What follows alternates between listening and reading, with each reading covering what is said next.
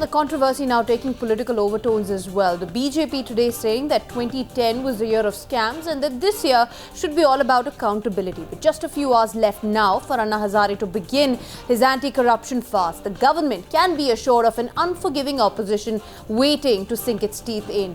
It was seen in the no-holds-barred fight between the Congress and the BJP.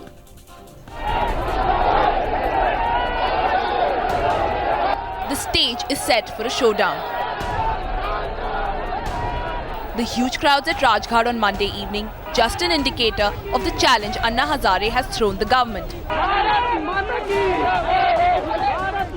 जहां police रोकेगी हम शांतिपूर्वक वहीं रुक जाएंगे और अगर सरकार वहां पे बैठने नहीं देती है पुलिस तो हम फिर गिरफ्तारी देंगे.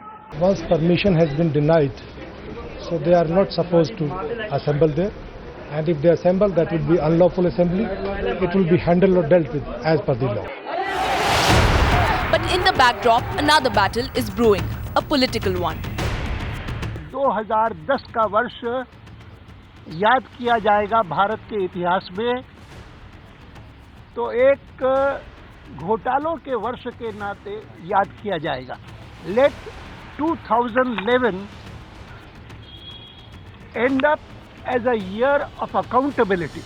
अगर कांग्रेस पार्टी को, अगर दूसरी पार्टियों को और किसी और भारत के नागरिक को किसी जगह पर बैठने के लिए, धरना आयोजित करने के लिए, प्रोटेस्ट मार्च चलाने के लिए हम लोगों को कानून की व्यवस्था से इजाजत लेनी ही पड़ती है.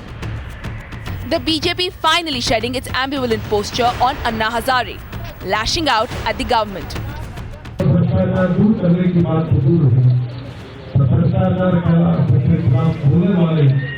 हर नेता पर व्यक्ति पर जिस कठोरता से अनुशासन से जिस प्रकार की कार्रवाई हुई है, ये बहुत दुर्भाग्यपूर्ण है. The BJP's response coming after clear warnings from the Congress party. Technique developed against foreign imperial powers. It is not supposed to be a technique to work against your own country's own democracy. It means that Parliament's sovereignty is dependent on the blackmailing power of a group of people to fast.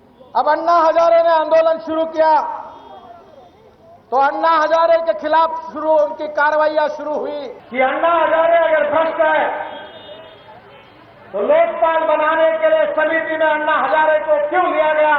Democracy, we have to carry all the people. One group alone cannot say that my thing is to be accepted, otherwise we will agitate. That is not democracy. Political foes, the Congress and the BJP sparring once again. This time over the man who is challenging the entire political class. Bureau Report, Times Now.